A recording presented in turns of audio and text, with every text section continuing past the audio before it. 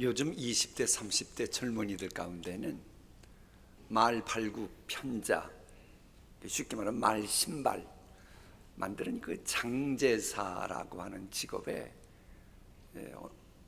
인기가 있고 그걸 하려고 하는 젊은이들이 늘어나고 있다고 합니다. 초봉이 4천만 원이고 시간 지나면 8천만 원, 1억이나 나 그래가지고요. 어느 대장간의 귀한 손님이 막 여행 떠나려는 바로 그 대장장이에게 말발굽 편자를 원본을 보여주면서 이걸 100개를 만들어 달라고 부탁했습니다. 이제 막 여행을 떠나다 보니 본인은 시간이 안 되고 제자에게 편지를 썼습니다. 이것을 100개 만들어라. 그리고 돌아와 보니 모양은 원본하고 비슷한데 다 불량품인 거예요. 도저히 납품할 수가 없었습니다. 알고 봤더니 이 제자라고 하는 젊은이가 손님이 건네준 원본을 보고 기막히게 만들었습니다. 야, 잘 만들었다. 그리고는 그것을 보고 또 다른 편자를 만들었어요. 이런 식으로 하다 보니 시간이 지나면서 조금씩 틀리면서 나중에는 엉터리 불량품이 되었다라고 하는 이야기입니다. 우리가 하나님께 예배하는 것도 원래대로 정석대로 늘 그걸 봐가며 해야지. 내가 보기에 이거 괜찮았네. 자꾸 그런 식으로 그걸 따라하다 보면, 혹은 다른 사람이 예배드리는 모습 보니 괜찮아 보이네, 그거 따라하면 하나님께서 받으실 수 없는 불량품 예배처럼 될 수 있다, 이런 교훈을 줍니다. 자, 우리가 예수 믿음으로 하나님의 양자가 되었어요. 우리의 이제 아버지가 되신 하나님은 만왕의 왕이십니다. 이 왕들은 혹은 고관 백작들은 어떤 식으로 치리하는 거 아니, 기분 따라 하는 게 아니고 경국대전 같은 그런 원칙 교과서를 옆에 놓고 늘 치리하고, 그럴 때 정상적인 군주가 되고 훌륭한 이렇게 문무백관이 된다 그러죠. 이처럼 만왕의 왕 되신 하나님의 자녀들도 하나님의 법인 성경을 가까이 해야 합니다. 하나님께 예배드리는 것도 항시 성경이 예배를 어떻게 드리라고 하는가, 그걸 따라가야 하나님과 만남이 있는 이 예배가 되는 겁니다.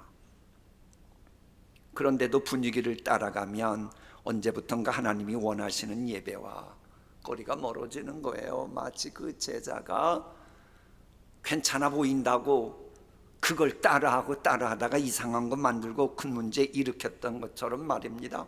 우리는 신앙생활은 늘 원본 원칙대로 해야 합니다. 그래, 원본대로 원칙대로 하자고 하는 것이 종교개혁의 정신입니다. 우리들, 특히 새신자 되신 분들이나 초신자 되신 분들은 예배하는 것도 늘 성경대로 예배해야지, 이 정신을 가져야 합니다.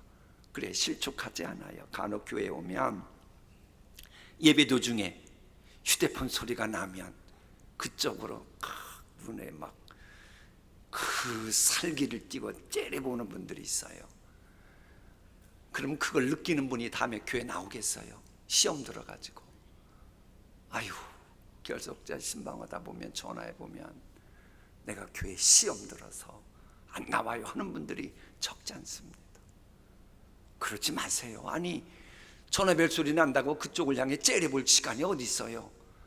내가 지금 신령과 진정으로 하나님을 향해 예배 드리기도 우리는 죄성이 있어서 집중이 안 되는 판인데 그거 신경 쓰느라고 어떻게 예배 드려요? 또 그런가 하면 어떤 분은 예배 시간에 주보에 누가 헌금을 했는지 세무조사 나온 것처럼 막 확인하는 사람이 있어요. 하나님이 그런 사람 예배 받으시겠어요? 하나님은 우습게 무시하면 안 됩니다. 하나님은 그런 예배 받으시지 않습니다. 그리고 또 하나 홀이라도 그런 예배 태도를 보고 초신자나 새신자들이 저렇게 예배 드려도 되는구나 하면 어떻게 되겠어요? 그건 큰일 납니다. 하나님이 영광 받으시는 것을 방해하는 큰 죄악이 되는 거예요. 그런 식으로 배우면 하나님과의 만남의 문이 열리지 않습니다. 진실로 하나님과의 만남이 성사되려면 첫째, 성경적인 가르침에 근거한 예배자가 되어야 됩니다. 성경적인 가르침이 뭐예요? 영과 진리로 예배할지니라. 자 보세요. 영과 진리로 예배한다. 진리는 객관적으로 쓰여진 하나님의 말씀을 말하는 겁니다. 이 시간 하나님의 말씀이 선포되면 객관적으로 우리 모두 알아듣습니다. 그런데요, 선포된 이 하나님의 말씀이 내게 다가올 때는 똑같지가 않습니다. 왜? 그럴 때는 성령님의 도우심으로 각자에게 주관적으로 메시지가 들려오는 거예요. 그래서 영과 진리로 예배하라고 하는 이 말씀은 성령님의 도우심, 즉 영으로 드리는 주관적인 믿음 플러스 객관적인 하나님의 말씀 진리, 이것이 균형을 맞출 때에 하나님께서 만나주시는 예배가 되는 겁니다. 이걸 좀 더 풀어서 볼까요? 하나님은 어떤 분이고 하나님께서 무엇을 행하셨고 지금 현재는 무엇을 행하시며 앞으로 무엇을 행하시는지를 알아가고 깨달아가야 하는 객관적인 성경 진리, 이것이 늘 머릿속에 떠올라야 예배가 역동적이 됩니다. 저 부분이 점검이 안 되면 예배 드려도 형식적으로 드리고 살아 움직이는 믿음이 안 돼요. 이것에다가 이런 객관적인 성경 진리를 성령님의 도우심 속에서 믿고 성령님으로 영으로 이제 예배하는 겁니다.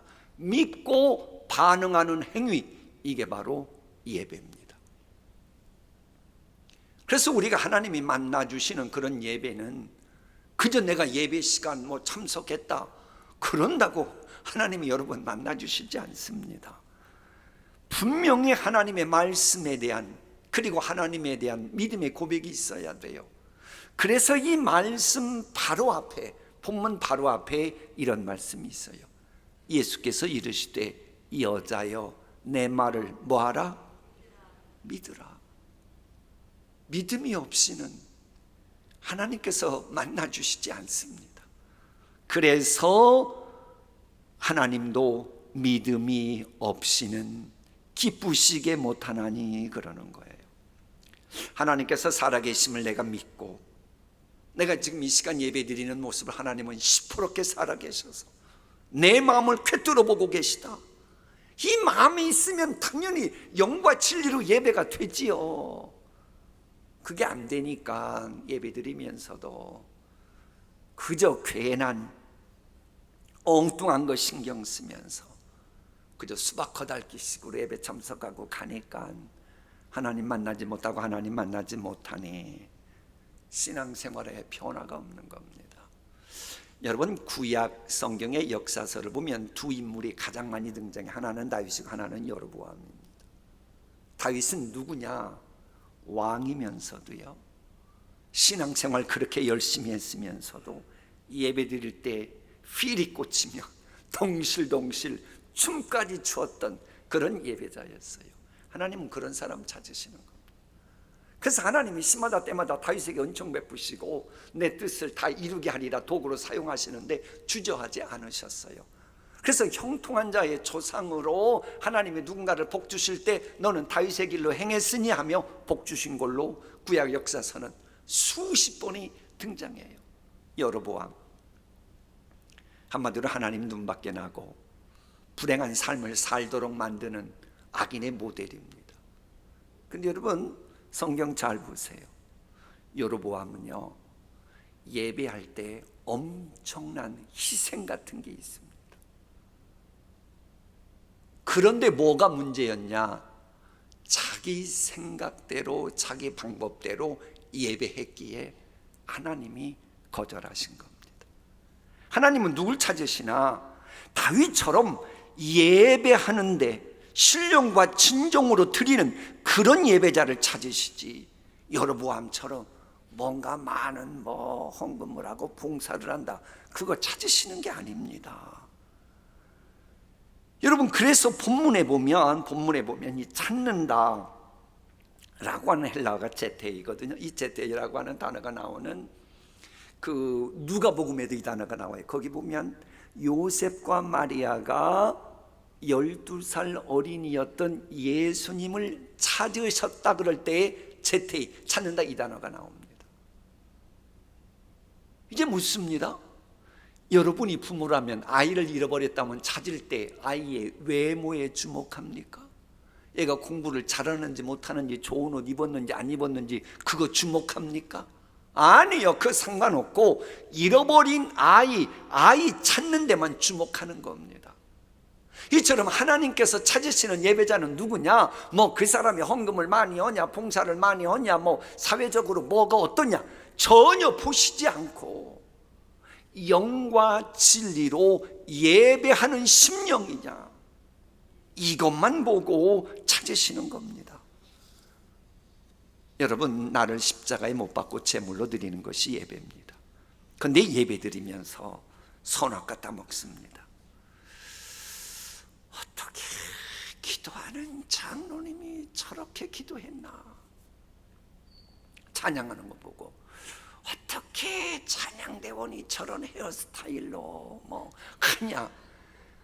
아니, 예배드리면서 신령과 진정으로 예배드리기 바쁜데 선악과 따먹고 있으면 하나님이 그런 예배 받으시겠어요?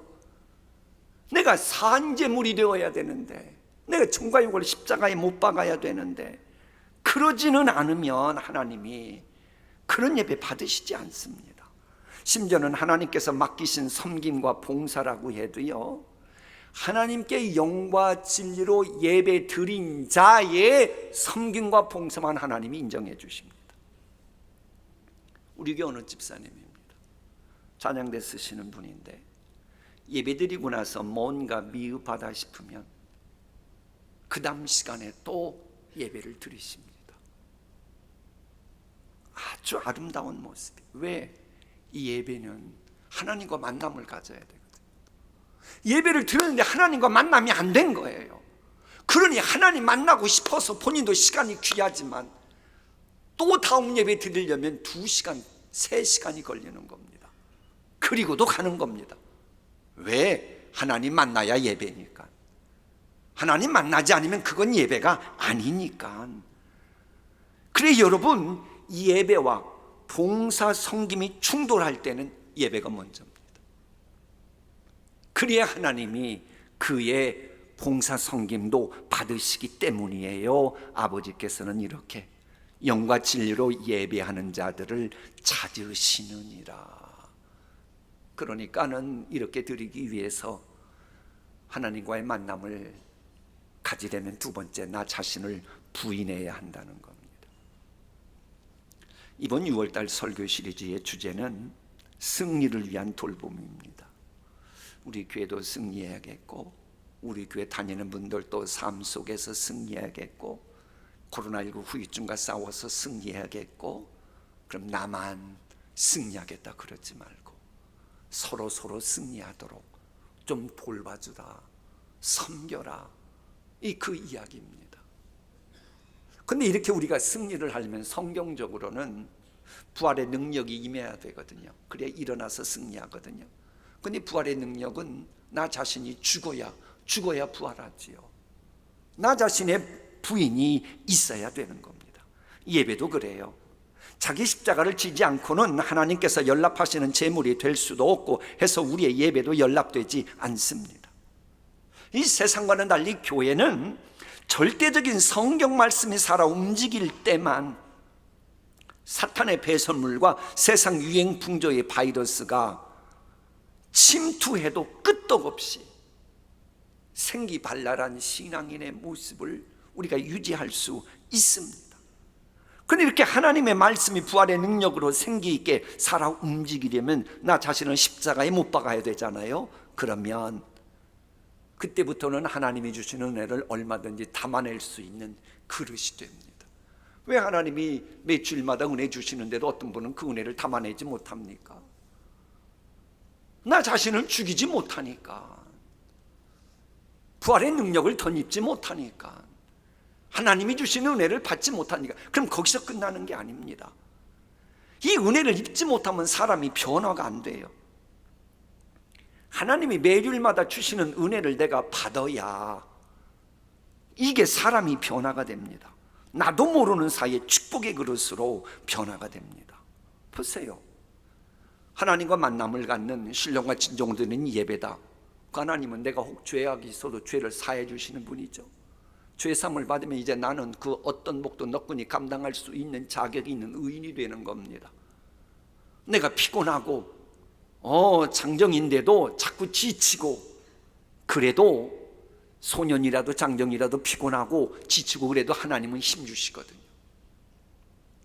그 어떤 상황에서도 얼마든지 이길 수 있도록 힘주시고, 심지어는 사자는, 젊은 사자조차 사냥감 없어 헤맬 때조차도 하나님은 힘 실어주시면 먹잇감들을 하나님이 많이 만나도록 간섭하시거든요.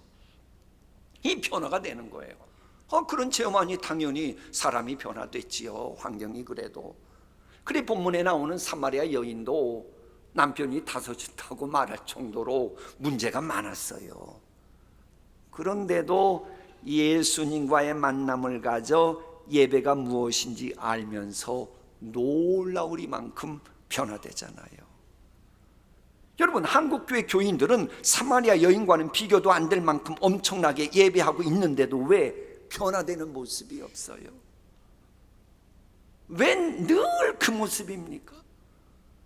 그런 모습 보면 가족들이 교회 나오려고 그러겠어요? 주변 사람들이 저런 예수 믿겠다 그러겠어요? 얼마 전입니다.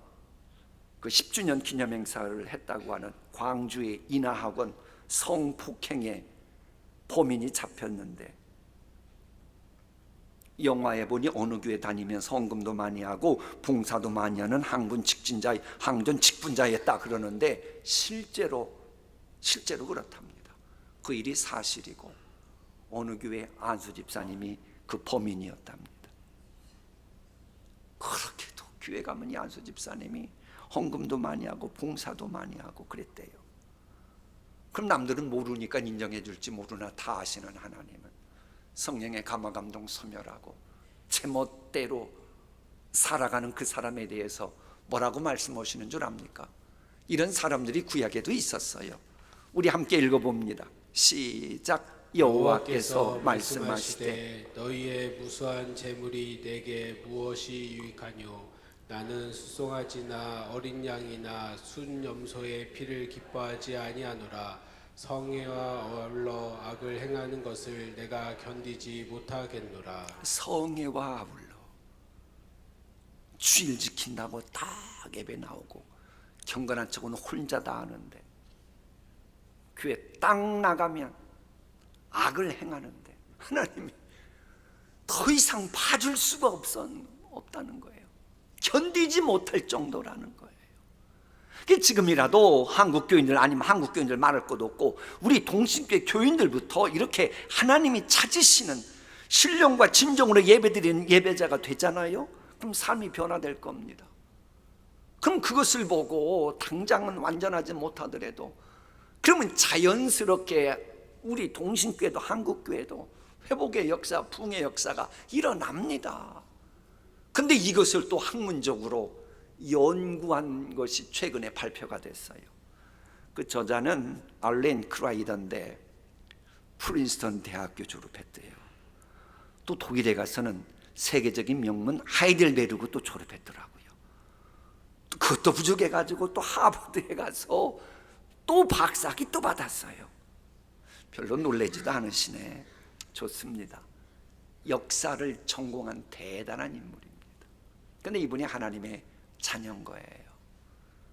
하나님의 자녀로서 그렇게 역사를 전공한 사람으로서 이 코로나19로 인해서 미국 교회, 세계 교회가 황폐해지잖아요. 그래서 나름대로 하나님 앞에 책임감을 느끼고 교회 회복의 숨통이 트여지길 바라는 마음으로 역사 전공 가니까는 초대교회 역사를 연구한 겁니다. 그리고 발표한 그 책의 제목이 초기 기독교의 예배와 복음 전도입니다. 별로 두터운 책도 아니에요. 저 책을 보면 초대교회가 어떻게 부흥했는지 비결이 나와 있습니다. 초대교회 교인들은 말씀대로 살아가는, 뭘 살았고? 말씀대로 살아가는 삶이 딱 버텨준 거예요. 그래서 주변 사람들이 그가 살아가는 거 보면 교인이네 알았다는 거예요. 그것을 보는 이웃들이 교회에 오면서 교회가 부흥했다. 그때 당시는 하도 이제 이상한 믿는 사람 죽이려고 오는 사람들도 많고 그래가지고 이내 예배에 참석시키지 않았답니다. 교회 정식 멤버가 되려면 생활 변화 과목을 이수해야 했다. 만일 초대교회 교인들이 삶으로 예배하지 못했다면 기독교는 박해 속에서 사라졌을 것이다. 알렌 크라이더의 주장입니다. 그런데 이해가 가는 게, 저 당시는 예수 믿으라고 입으로 복음 전도하면 그분은 잡혀가지고 골로새움에서 짐승의 밥이 되든지 십자가에서 화형당해 죽었기 때문에 입으로는 복음 전도를 제대로 못했다는 거예요. 그런데도 어떻게 초대교회가 부흥됐냐, 이게 궁금해서 연구해 본 거예요. 교인들이 삶으로 변화된 것을 보여준 거예요. 저랬구나. 그럼 나도 예수 믿고 싶다. 그래서 카타콤 같은 데로 밀려들고, 그러면서 초대교회가 부흥했다고 하는 겁니다. 진실로 우리 교회가 회복은총 입는 것을 방해하는 어둠의 세력과 싸워 승리해야 합니다. 승리하기 위해서는 우리는 영과 진리로 믿음으로 예배하도록 서로를 돌보면서 섬겨야 합니다. 그러기 위해서 우리의 삶이 좀 변화돼야 돼요. 교회에서만 거룩하고 그러지 마시고 교회방 나가서도 거룩해야 돼요. 아멘 소리가 한마디도 없을 줄 알긴 알았습니다. 물론 쉽지는 않아요. 제가 설교하는 거, 가르치는 장로로서 정석을 설교하는 거예요. 가르치는 장로인 목사가 변칙을 설교할 수는 없잖아요. 그죠? 그러니까 여러분들이 아멘 하면 돼요. 아직은 못해도 그렇게 살아야겠다. 왜? 그게 하나님의 가르침이니까. 진실로 우리 교회가 통계를 보면 요즘 회복되어 가는 건 사실이에요. 그러나 더욱 회복하길 원하십니까? 내 뜻, 내 방식, 내 생각대로가 아니고 성령의 인도하심을 따르면서 하나님께 좀 주파수 맞추고 신앙생활 해야 됩니다. 그러는 것만큼 여러분에게 회복의 은총도 임하고 우리 교회도 부흥할 줄 믿습니다. 다음 이제 우리가 상고할 세 번째, 하나님과의 만남이 성사되려면 교회 현장 예배가 필수입니다. 아니 영과 진리로 예배하면 되지, 왜 그렇게 꼭 교회 와서 예배드리라 그러느냐고. 그것에 대한 해답이 시편 말씀이에요. 우리가 그의 계신 곳으로 들어가서 그의 발등상 앞에서 엎드려 예배하리로다. 그럼 그의 계신 곳이 어딘가? 현대인 성경은 똑같은 말씀인데 여호와의 집으로 가서 그 앞에 경배하자고 번역했고, 똑같은 말씀인데 개역 한글은 우리가 하나님의 성막으로 가서 그 발등상 앞에서 경배하리로다라고 말합니다. 물론 하나님은 온 우주에 충만하신 분이기 때문에 교회에다가 다 그분 온전히 매실 수는 없습니다. 그러나 성경은 이렇게 말합니다. 하나님이 참으로 사람과 함께 땅에 계시리이까 보소서 하늘과 하늘들의 하늘이라도 주를 용납하지 못하겠거든. 하물며 내가 건축한 이 성전 이오리이까. 인정하는 거예요. 그분은 어떻게 교회 다 매시냐.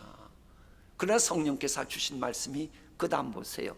그러나 나의 하나님 여호와여, 주께서 전에 말씀하시기를 내 이름을 거기에 두리라 하신 곳이 성전을 향하여 주의 눈이 주야로 보시오며. 여러분, 성막은 성경에서 아주 중요합니다. 그래서 이 성막에 관한 말씀은 얼마나 많이 나오는지 레위기 하나만 해도요, 성막에 관한 말씀이 무려 7장에 걸쳐서 243절이 그에 관한 말씀이에요. 성막은 요즘 말로 교회로도 볼 수 있는데요, 교회는 하나님이 자녀들과 만나는 장소입니다. 그래서 하나님과의 만남을 강조하면 항시 성경은 교회, 성막을 말하게 되어 있어요. 이것이 조금, 조금 전에는 영과 진리로 예배하면 된다 그랬는데 왜 또 갑자기 교회를 강조하지 그럴까봐 이것을 오늘 아예 속 시원히 오늘 완전히 해결하고 가면 돼요. 왜 가끔 가다가 유튜브 보면 유명한 목사님이라는 분이 영과 진리로 예배하는 때가 됐습니다, 코로나가 그걸 알려줍니다, 이제는 성전은 소용이 없습니다, 이런 분이 있어서 혹시 미혹된 분도 계실까봐 이 비유를 설명하는 겁니다. 자, 보세요. 환자를 치료하는 의원은 언제 어느 때건, 심지어는 비행기 여행 중에라도 환자를 치료할 수 있는 능력이 있어요, 없어요? 있습니다. 있어요. 그러나 산이나 비행기나 어디 가다가 급히 치료하는 것은 응급조치입니다. 응급조치. 의원이 환자를 치료함에 있어서 의술을 가장 잘 발휘할 수 있는 공간은 의료시설 장비를 갖춘 병원에서 근무할 때입니다. 맞지요? 모든 시설이 갖출 때 이 의사의 실력 발휘가 제대로 되지요. 이처럼 우리는 하나님의 자녀가 되었기에 어디서든 하나님 만날 수 있고 들에 가도 산에 가도 하나님과 소통할 수 있습니다. 그럼에도 하나님은 분명히 하나님과의 만남을 갖는 데 있어서 나는 너를 주야로 주목하고 보겠다고 하는 이 성전 교회에서 만나겠다고 공식적으로 선언한 장소, 교회에서의 예배가 그래서 중요한 겁니다. 그러나 오해하지 않도록 교회 자체가 우리에게 구원을 주는 것은 결단코 아닙니다. 교회 다닌다고 구원받았다라고 말하면 그건 이단 사입이지요. 자, 보세요. 우리 인간은 나 자신의 고통과 아픔의 정확한 원인이 무엇인지 알기가 쉽지 않은 존재지만 하나님께서는 다 아시기에 하나님 앞에 진단을 받기 위해 하나님 앞에 나와야 된다는 것이 지난 주일의 말씀이었어요. 이것을 환자가 병원에 가서 진단하는 것으로 비유해 봅니다. 우리가 몸이 아파도 검사를 해보지 않으면 무슨 병인지 얼마나 심각한 상태인지 알 수가 없어요. 검사를 해봐야 병이 있는지 어떤 병이 있는지 정확하게 알 수가 있습니다. 그런 측면에서 병원에서의 의료기구는 얼마나 중요한지 모릅니다. 그러나 이 단계에서 질문 하나 던져볼게요. 의료기구가 아주 대단해요. 비싸요. 분위기도 좋아요. 혈액검사도 하고 위내시경, 대장 내시경도 해요. 검사했다고 해가지고 병이 치료돼요? 치료되지는 않아요? 왜 그것도 헷갈립니까? 내가 아무리 비싼 돈 들이고 검사한다고 검사했다는 것 자체로 치료가 돼요? 안 되는 거예요. 그것들은 의사 선생님을 만나는 것을 전제로 할 때만 가치가 있는 거예요. 이처럼 우리가 교회에 나와서 예배 순서에 참여한다. 아주 중요해요. 그러나 예배 순서에 참여했다 그래가지고 구원받아요? 하나님을 만나야죠. 하나님을 만난다고 하는 것을 전제될 때만 교회에 와서 예배 순서 참여했다는 것이 이제 제대로 의미가 있어지는 거예요. 내가 그 병원 갔는데 분위기 좋더라고. 정말로 어느 지역에 누가 있다고 하는 그런 병원인데 참 좋더라고. 이제 여기 왔으니 됐네. 그리고는 의사 선생님도 안 만나고 간다. 어리석은, 그리고 병 나은 줄로 알고 되돌아가면 어리석은 사람이지요. 이처럼 아무리 분위기가 좋은 교회 다니고 그 교회 예배 순서가 잘 짜여져 있고 그래도 주일 성수했다 그러지 마세요. 하나님을 만나야 그게 주일 성수하고 예배한 겁니다. 그래서 우리는 예배를 하고 예배 순서에 참여를 해도 하나님 만나야 돼요. 그러지 않으면 하나님은 인정해 주시지 않는 거예요. 하나님과의 만남을 갖는다면 치유의 은총, 회복의 은총, 인도하심의 은총, 문제 해결의 은총, 심하다 때마다 온갖 은총 받을 수 있잖아요. 자, 마무리하겠습니다. 하나님과의 만남이 성사되려면 첫째, 성경적인 가르침의 근간 예배자가 되어야 한다. 둘째, 자기를 부인해야 된다. 셋째, 교회 현장 예배를 하나님은 성경은 추천하고 계시다. 저걸 우리가 상고했는데요. 정말로 하나님께서 찾으시는 예배자는 영과 진리로 객관적인 진리 말씀, 이게 나에게 무엇을 말했고 앞으로 무엇을 말씀하실 것인가를 알게 되고 이것을 주관적으로 성령님의 인도하심 때문에 그대가 믿어지고 그러면 온전한 예배자가 됩니다. 그런데 그 예배자는 성경에 나타난 예배를 수천 년 동안 연구했던 예배 전문가들이 추천하는 그런 예배 순서가 있는 교회에 와서 예배해야 돼요. 이건 모세도 그런 겁니다. 온 이스라엘이 주 당신들의 하나님을 뵈려고 그분이 뭐한 곳으로? 택하신, 지정하신 그 곳으로 나오면 당신들은 이 율법을 온 이스라엘 백성 앞에서 읽어서 그들의 귀에 들려주십시오. 여러분, 예배는 교회에서 하는 게 원칙이에요. 어떤 분은 아직도 아니 예배는 뭐 등산 가서 할 수도 있고 뭐 그러는 거 아니냐고. 성경적으로 맞아요. 누가 틀리대요? 뭐 등산 가서 예배 안 드리는 것보다 예배 드리는 게 좋지요. 당연히 좋지요. 동시에 성경은 우리의 아버지가 되시는 하나님께서는 하나님이 좌정하신 성전, 아버지 하나님의 집인 교회에서 만나자고 하는 것도 성경적이에요. 하나님이 산에 가서 만나자고 한 것보다는 아버지 하나님의 집인 성전에서 만나자고 하는 게 엄청나게 많으면 잊으면 안 돼요. 자, 보세요. 하늘 양식, 뭐 이상한 곳이 아니란 어디서나 먹을 수 있습니다. 드세요.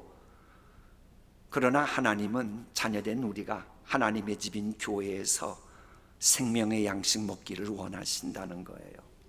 그것도 끼니 때마다, 즉 주일마다 교회에서 생명 양식 먹는 것을 원하시는 겁니다. 물론 급하면 사람들이 막 오가는 뭐 리어카 있는 데서 음식 드셔도 돼요, 안 돼요?